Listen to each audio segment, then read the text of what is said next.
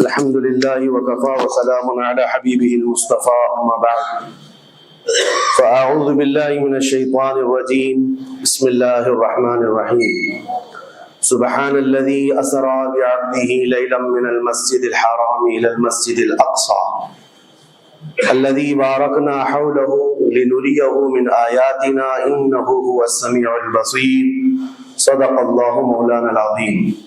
بارگاہ رسالت معاذ صلی اللہ علیہ وسلم میں درود پاک کا ہدیہ پیش کریں۔ اللهم صل على سيدنا ومولانا محمد معدن الجود والكرم وآله وأصحابه الكرام وابنه الكريم وبارك وسلم صلاة دائمة سرمدا أبدا۔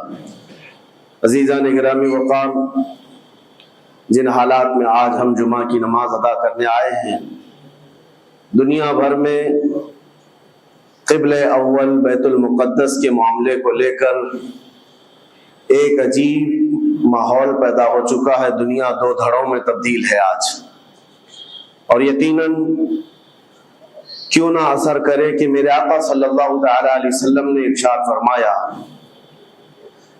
بیت المقدس جس زمین پر آباد ہے، حضور پاک صلی اللہ علیہ وسلم کے فرمان علی شان کا مفہوم ہے سید البقاع، یعنی زمین کا جو سردار علاقہ ہے وہ بیت المقدس کا علاقہ ہے۔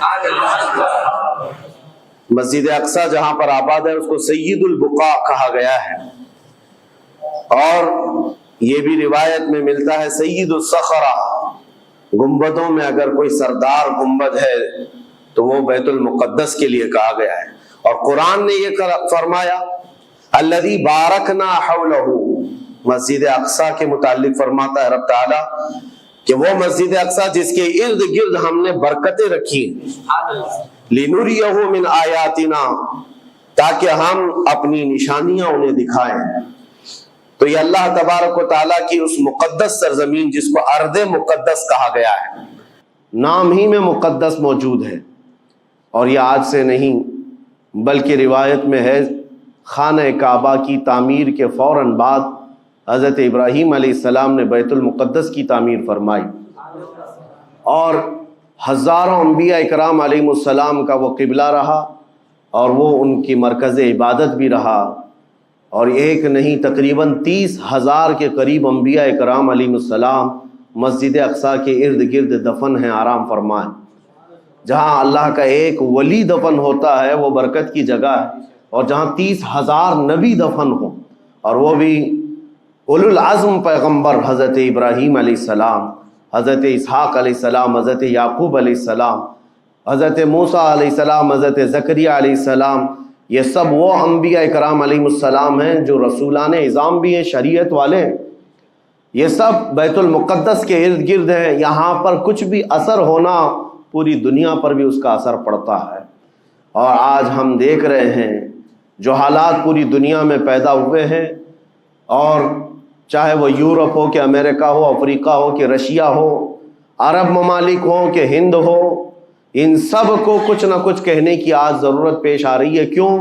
اس لیے کہ وہ ایسا سینٹر ہے، ایسا تقدس ہے وہاں پر جس میں پوری دنیا انوالو ہو ہی جاتی ہے، اور برسوں سے لے کر وہ جنگ کا میدان رہا، اور حضور پاک صلی اللہ تعالیٰ علیہ وسلم نے بیت المقدس کے لیے کیا فرمایا؟ صحابہ نے جب اس زمین کے بارے میں پوچھا تو میرے آقا نے فرمایا وہ حشر و نشر کی جگہ ہے، حشر و نشر کی جگہ ہے، یعنی قیامت کے قریب سارے لوگوں کو ادھر ہی ہانک دیا جائے گا، اور قیامت وہیں آنی ہے۔ حشر و نشر کی جگہ ہے، حضور پاک صلی اللہ تعالیٰ علیہ وسلم نے فرمایا، اور فرماتے ہیں میرے آقا ہو سکے تو تم جا کر اس میں نماز پڑھ لو، اس لیے کہ اس کی ایک نماز دوسری مسجدوں کی 1000 نمازوں سے افضل ہے۔ یہ مسجد اقصی کے متعلق میرے آقا صلی اللہ علیہ وسلم کا فرمان علی شان ہے۔ پھر صحابہ اکرام نے پوچھا کہ اگر کوئی جا نہ سکے میرے آقا بیت المقدس اور نماز پڑھنے کی اس کو استطاعت نہ ہو وہاں جا کر تو کیا کرے؟ حضور اکرم صلی اللہ علیہ وسلم نے فرمایا کم از کم تیل کا ہدیہ تو بھیج دے تاکہ وہاں چراغ جلانے کے کام آئے۔ یہ حدیث پاک میں ابن ماجہ کی حدیث ہے۔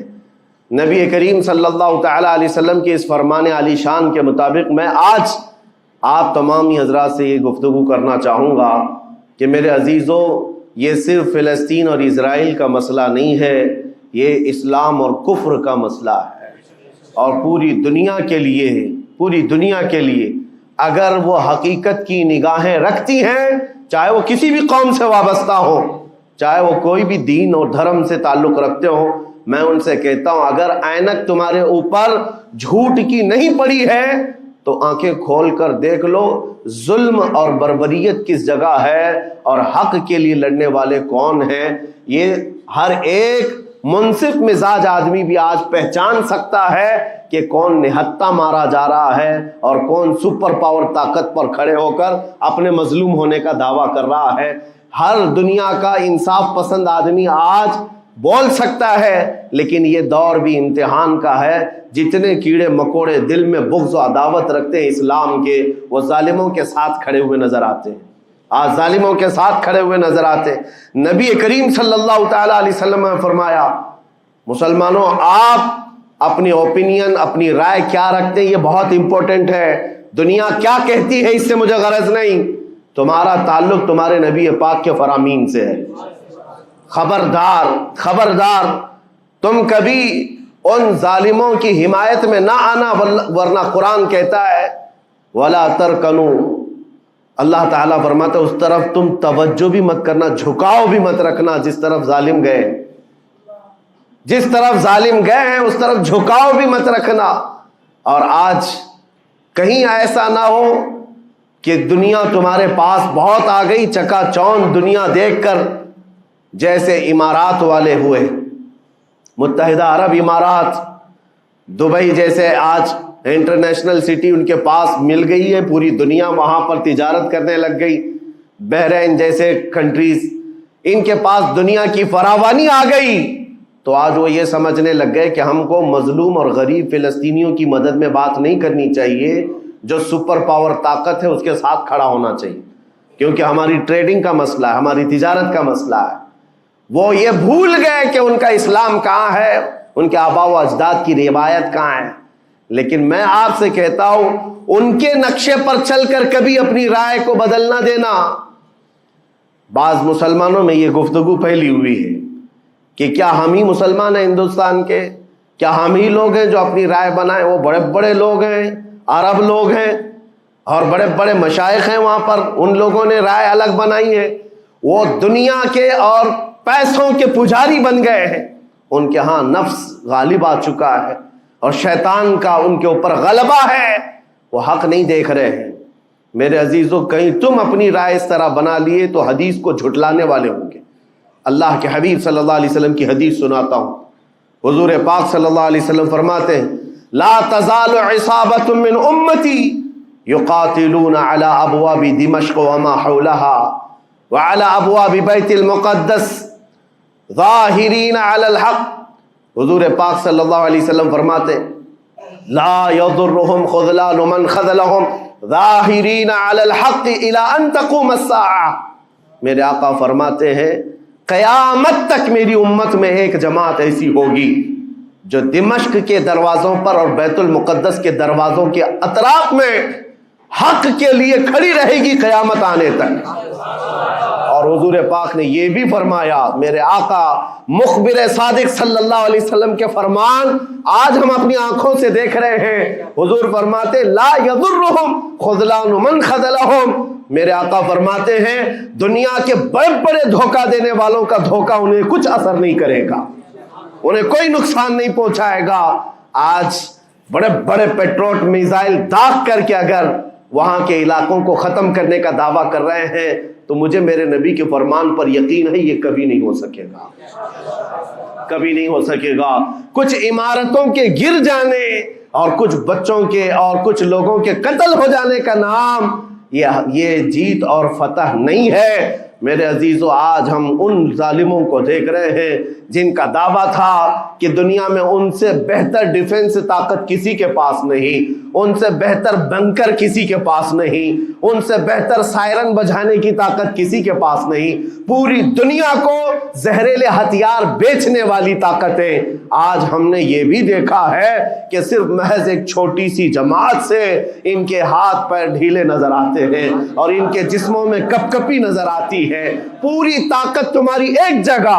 میں ابھی چند دنوں قبل عمرہ میں تھا جب یہ پڑھ رہا تھا کہ ایک چھوٹی سی جماعت جس کو پوری انٹرنیشنل دنیا مل کر کے آتنکواد گھوشت کرتی ہے, امریکہ ہو, یو کے ہو اور دوسری بہت ساری طاقتیں, وہاں پر فلسطینیوں کی حمایت میں لڑنے والے ان مجاہدین کو یہ آتنکواد کہتے ہیں, ٹیررسٹ کہتے ہیں. جو اپنے چھوٹے سے علاقے کو بچانے کے لیے اپنی جانیں دے رہے ہیں وہ آتنکواد ہیں, وہ ٹیررسٹ ہیں. ان کے پاس کھانے پینے کی چیزیں نہیں رہ گئی, ان کی کرنٹ سپلائی بند کر دی گئی, ان کا پانی بند کر دیا گیا, پھر بھی وہ آتنکواد ہیں.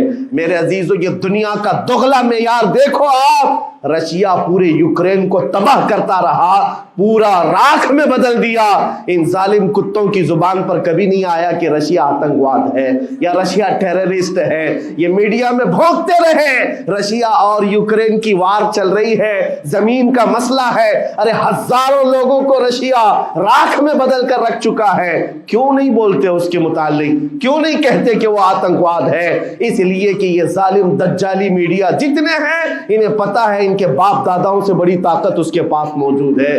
طاقتوں کی پوجا کرنا اور بڑی بڑی طاقتوں کو سلام کرنا یہ ان کی فطرت میں داخل ہے. اور ہم الحمدللہ مسلمان ہر وقت یہ فیصلہ رکھتے ہیں کہ جو غریب ہے, جو مظلوم ہے, وہ چاہے ایک سکہ بھی نہ رکھتا ہو, ہم اس کی حمایت میں ہمیشہ کھڑے رہتے ہیں.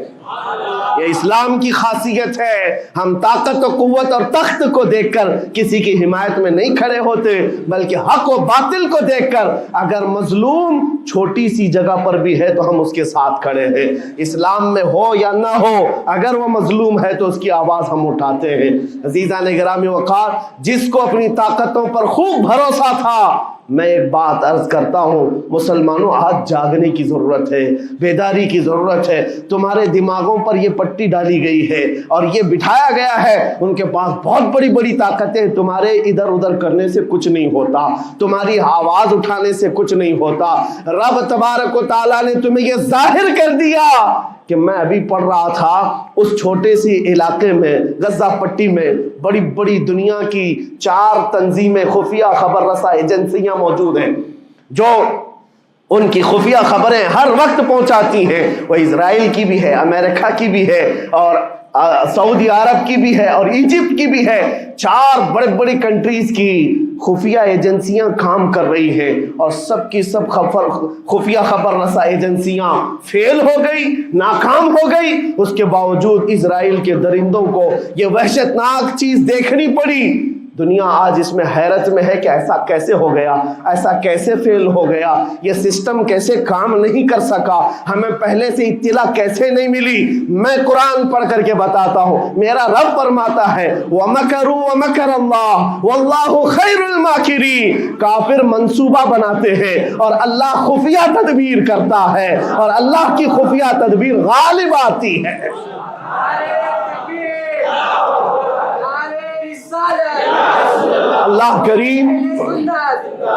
اللہ کریم جب خفیہ تدبیر فرماتا ہے سارے سسٹم فیل ہو جاتے ہیں, دنیا کی طاقتیں ہیچ ہو جاتی ہیں.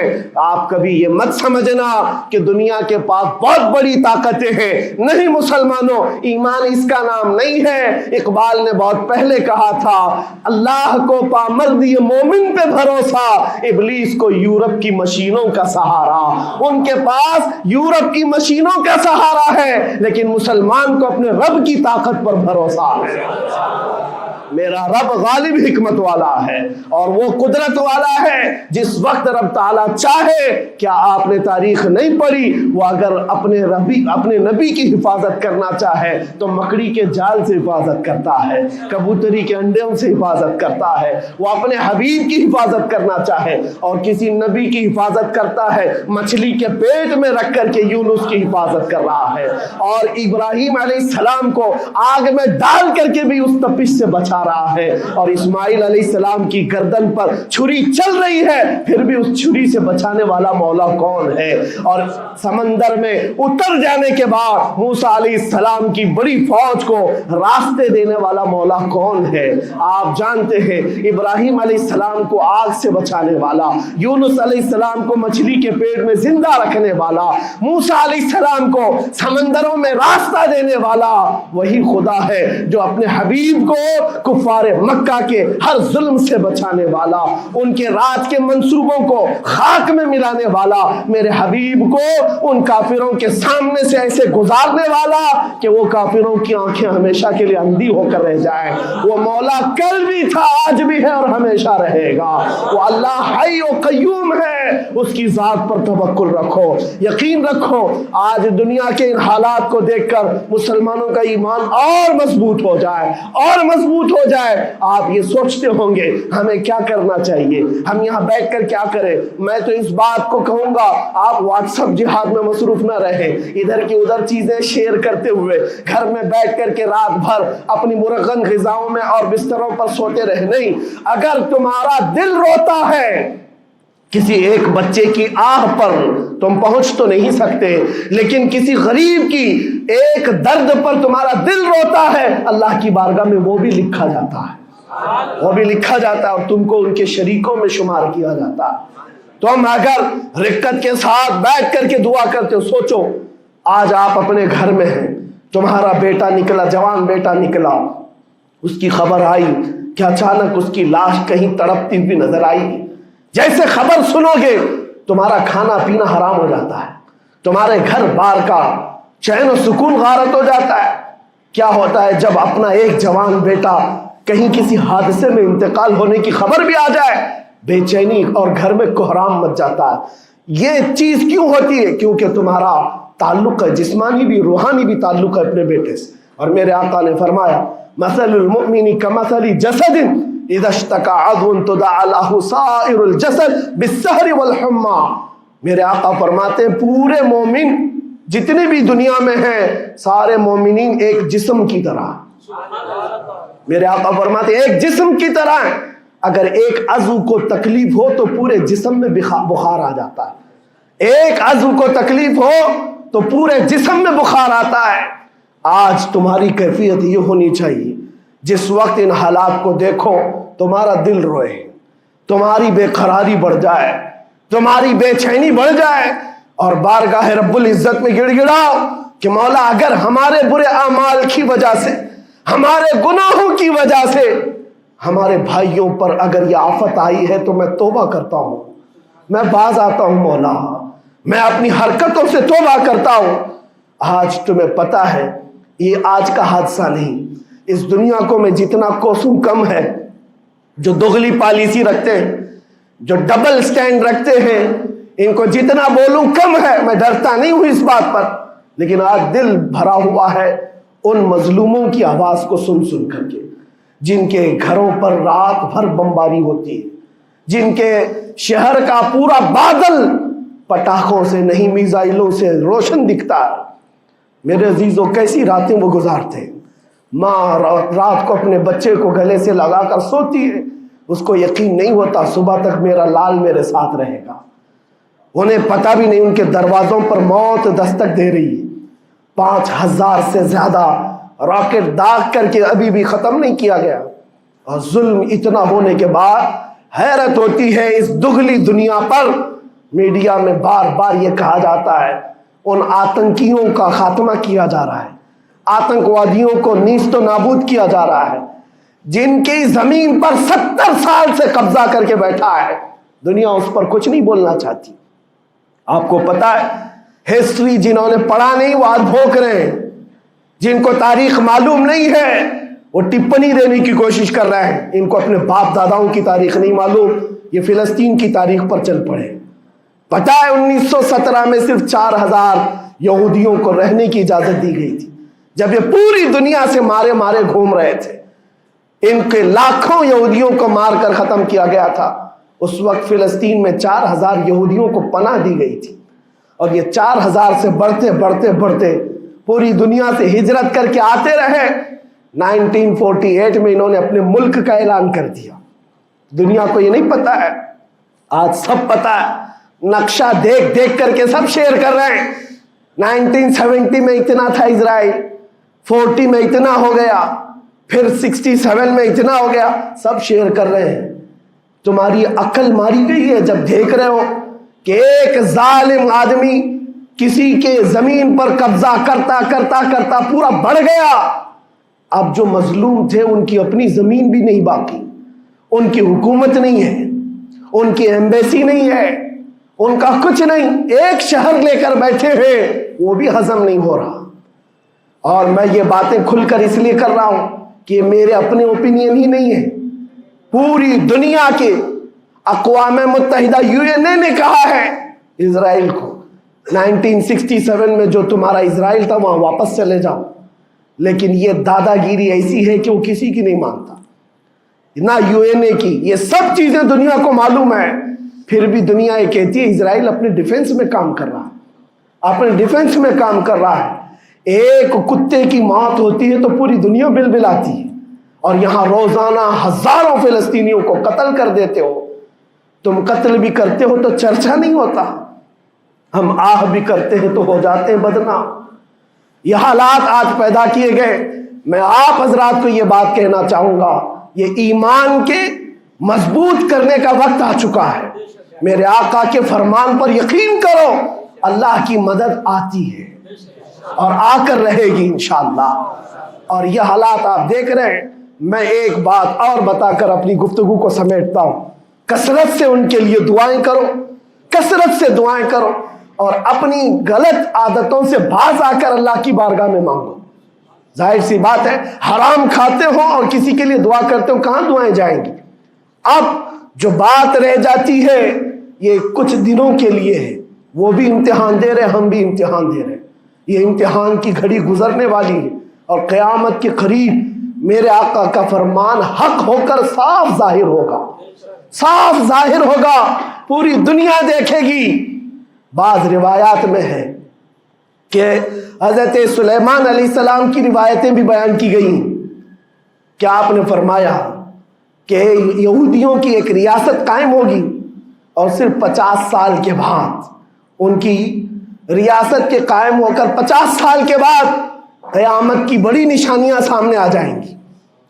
अब वो हालात आ गए, चंद सालों की बात है, जितना खून बहाया था वो खून खत्म होगा और खूने शहीदा से सुबह बहारा आएगी। और एक दिन पूरी दुनिया देखेगी जब बैतुल मुक़द्दस पर अल्लाहु अकबर की सदाएं गूंज रही होगी और इमाम मेहदी का ज़ुहूर होगा। इमाम मेहदी आएंगे और पूरी दुनिया में सिर्फ और सिर्फ इस्लामी परचम लहराएगा इंशाअल्लाहुल अज़ीज़। मेरे आका सल्लल्लाहु अलैहि वसल्लम फरमाते, क़यामत के करीब तुम देखोगे हर चीज यहूदियों के खिलाफ होगी, हत्ता के पत्थर भी तुम्हें कहेंगे यहूदी यहां छुपा हुआ है, पत्थर भी कहेंगे। और हुजूर ने फरमाया तो ये होकर रहेगा, होकर रहेगा। इसलिए उनकी ताकतों पर न जाओ, उनकी कुव्वतों पर न जाओ। आज जब एक छोटी सी जमात ने तुम्हारे डिफेंस सिस्टम को ललकार कर रख दिया है, वो वक्त भी आएगा जब खुदाए जलालो जबरूत वाले मालिक खुदा को, अल्लाह करीम को, जब ये दिखाना होगा कि अल्लाह ताला ईमान वालों की कैसी मदद करता है, तो वो दिन भी देखोगे जब कीड़े मकोड़े और हशरात की तरह जालिम हुकूमतें फना हो जाएंगी। इंशाअल्लाह वो वक्त आएगा। लेकिन आप तमाम हजरात अपने दिलों में रिक्कत तारी करें, अपने दिलों में उन गरीबों के लिए, उन मजलूमों के लिए दुनिया क्या भोगती है इसकी तरफ न जाओ। कौन क्या कहता है, इन जालिमों को उनके साथ खड़े होने में शर्म नहीं आती। आपको पता है यहाँ हमारे हिंदुस्तान में भी बहुत सारे आज निकले हुए सोशल मीडिया पर जंग कर रहे हैं और इनको लगता है इजराइल के साथ खड़े। आपको पता है इजराइल एक ऐसी यहूदी रियासत है जो पूरी दुनिया के किसी भी धर्म को नहीं मानते। मुसलमानों के भी वैसी दुश्मन, हिंदुओं के भी दुश्मन, ईसाइयों के भी दुश्मन। इनको पता ही नहीं है, इनको लगता है वो हमारा साथी है, मुसलमानों को मार रहा है तो हमारा साथी, जबकि वो साफ انکار کرتے ہیں کہ بتوں کی پوجا کرنے والوں سے ہمارا کوئی رشتہ ہی نہیں، وہ یہودی ہیں۔ وہ پوری دنیا میں اپنے آپ کے متعلق یہ عقیدہ رکھتے ہیں کہ اللہ نے ہم کو ایک خاص مٹی سے بنایا اور سارے انسانوں کو کچرے سے بنایا، ساری دنیا کو کچرے سے اور جانوروں کے فضلے سے بنایا اور ان کو ایک خاص جنت کی مٹی سے بنایا۔ اور قرآن میں یہ ذکر موجود ہے، اللہ فرماتا ہے وقالت الیہود نحن ابناء اللہ واحباؤہ، اے محبوب یہ یہودی کہتے ہیں ہم اللہ کے بیٹے ہیں اور اللہ کے محبوب ہیں۔ رب فرماتا ہے اے محبوب ان سے کہہ دیں اگر تم اللہ کے بیٹے اور اللہ کے محبوب ہو تو مرنے کی تمنا کرو کیونکہ اللہ سے مل جائے، لیکن اللہ فرماتا ہے وَلَن يَتَمَنَّوْهُ أَبَدًا، وہ موت کی ہرگز تمنا نہیں کرتے۔ یہودیوں کے ہاں جینے کی ہوس بہت ہے، اور قرآن کہتا ہے لَوْ يُعَمَّرُ أَلْفَ سَنَةٍ، اگر ان کو 1000 سال کی زندگی بھی دی جائے تب بھی وہ مرنا نہیں چاہتے۔ یہودی مرنا نہیں چاہتے۔ یہی تو بات ہے میرے عزیزوں، دنیا میں اور ہم میں فرق یہ ہے وہ کہتے تو ہیں ہم اللہ کے بیٹے اللہ کے محبوب لیکن مرنا نہیں چاہتے۔ لیکن مسلمان کا بچہ جذبہ شہادت میں نظر آتا ہے، وہ ہمارے نزدیک موت کوئی حادثہ نہیں۔ ہمارے بزرگوں نے تو ہمیں یہ بتایا ہے کفن کندھے پر لے کر چلنا، موت آئے تو اوڑھ کر سو جانا، یہ نہ سوچنا کہ حادثہ ہوا ہے بلکہ یہ سوچنا ادھر آنکھیں بند ہوئی ادھر زیارت مصطفیٰ ہو گئی، ادھر میرے رب سے ملاقات ہو گئی۔ مولا کریم کی بارگاہ میں دعا ہے جب تک زندہ رہے عزت اور ایمان کے ساتھ زندہ رکھے۔ مولا غریب فلسطینیوں پر تو رحم فرما، مظلوم فلسطینیوں کو آزاد فرما۔ اے کریم ارحم الراحمین، تو نے فرمایا جب بندہ مجھے مصیبت میں پکارتا ہے میں اس کی پکار کو سنتا ہوں۔ اے مولا آج فلسطینیوں سے زیادہ کون مظلوم ہے، ان سے زیادہ کون مصیبت میں ہے اور تجھ سے زیادہ کون رحم کرنے والا ہے۔ اے مالک و مولا ان پر رحم کی بارشیں فرما، اے اللہ ان پر رحم کی بارشیں فرما اور ظالم طاقتوں کو فنا فرما دے، ان کو نیست و نابود فرما، ان کو کیفر کردار تک پہنچا، اسلام و سنیت کا بول بالا فرما، کفر و شرک کا منہ کالا فرما۔ وصلی اللہ تعالی علی خیر خلقہ محمد وآلہ واصحابہ اجمعین برحمتک یا ارحم الراحمین۔